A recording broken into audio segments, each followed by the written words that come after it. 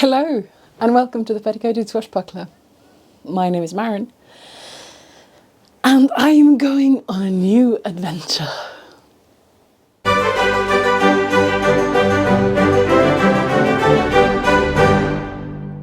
Late this autumn I am going to Scotland to live in an old mansion house for nearly a week, and I'm very excited about it. The thing is, we're supposed to be dressed in romantic era clothing for this entire week, and I don't really have anything to wear. That's not true, but I don't have enough to wear. So that's the new big adventure. I am going to make some romantic era clothing, quite a lot of romantic era clothing. So I thought I'd start off by talking a little bit about what is the romantic era.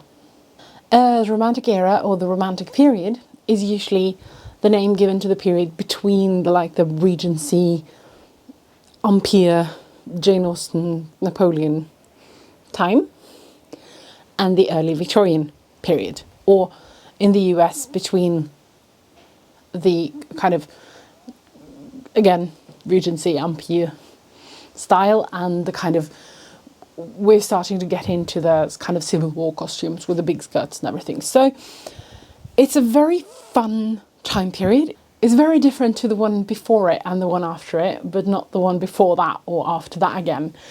So fashion is cyclical. You have over-the-top Rococo, followed by the relatively minimalist and simple style of the Regency period. And then you get the 20s and especially the 1830s, which is just crazy. and then things kind of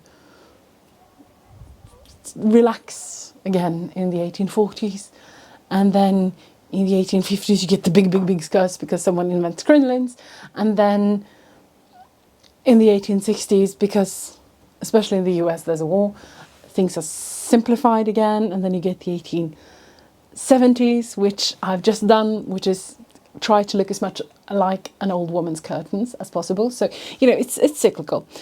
I did some 1830s last year.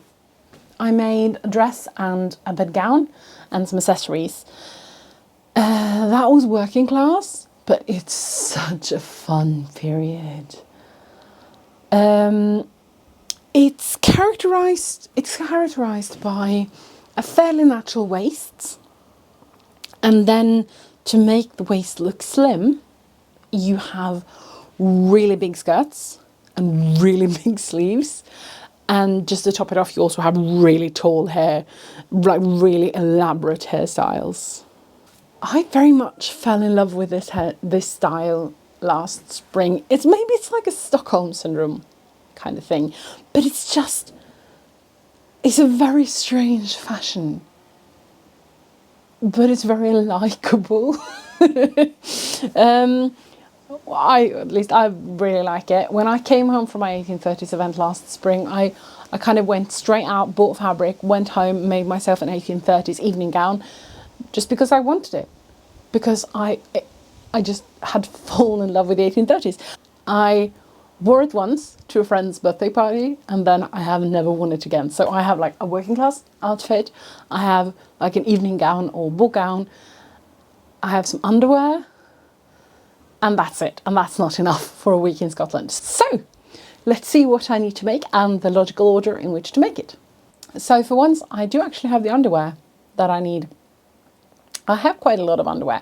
I made a chemise, a corset and a padded petticoat, or a quilted petticoat, a couple of years back for a ball that I ended up never attending.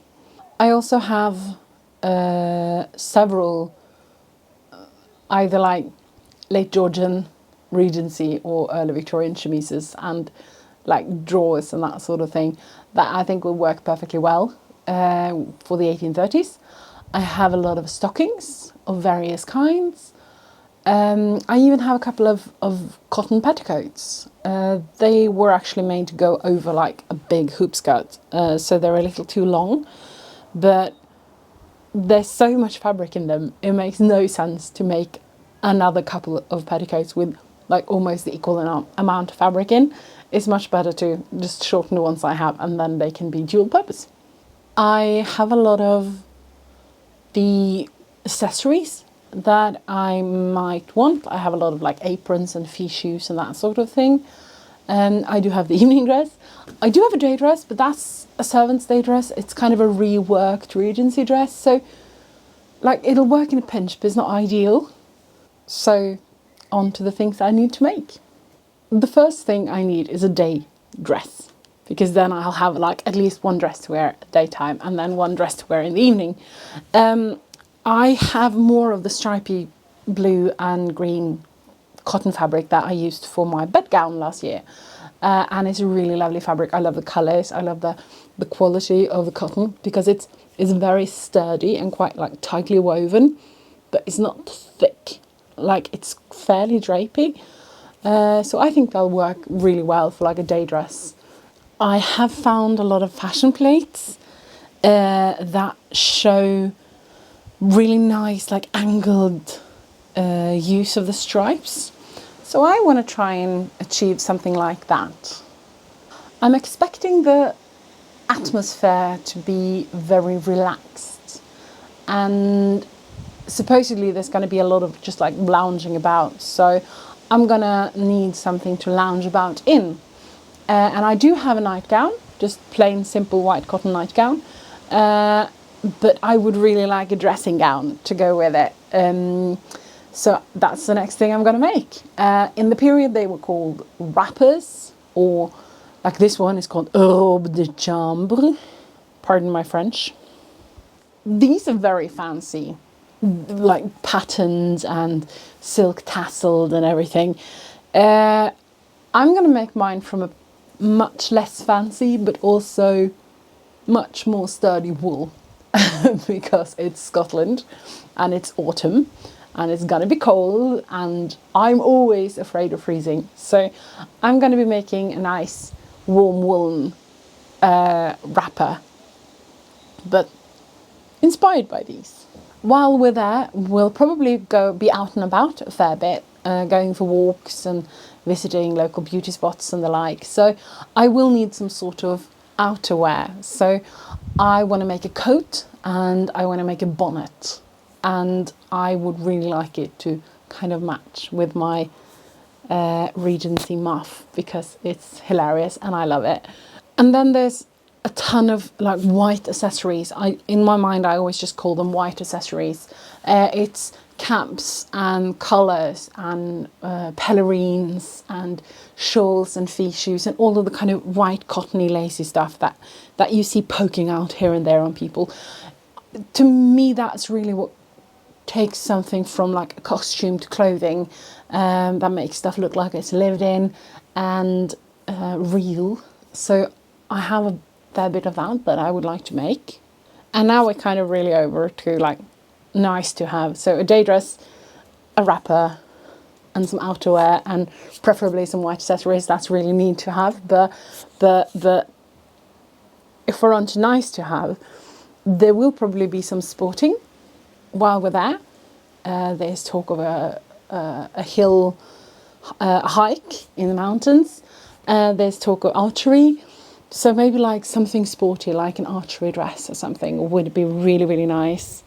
I would also love a second day dress, just because it's nice to change up a bit, but it's because that's very much nice to have and not need to have. And then there's talk of a costume party at some point, so maybe I'll have to have a look at like 1830s costumes and fancy dress. And then maybe some footwear. Like I have some boots that'll work, I have some dancing shoes that'll work, but maybe I'll try my hand at making slippers, because that was very common to make your own slippers for like wearing around the house. So that's my plan for the 1830s. At least like 3 dresses and outerwear and accessories and a bonnet and maybe some shoes. I'm really, really excited, if you can't tell. I hope you all too. I hope you will love the 1830s as much as I do by the end of this. Maybe I can like push my Stockholm Syndrome love of the 1830s on you. I'm filming out in my veranda because my sewing room is so messy and it just started pouring down, so the sound's probably now very messy. I'm gonna wrap up. I'll see you next time, then we're gonna get started on the day dress. But until then, bye!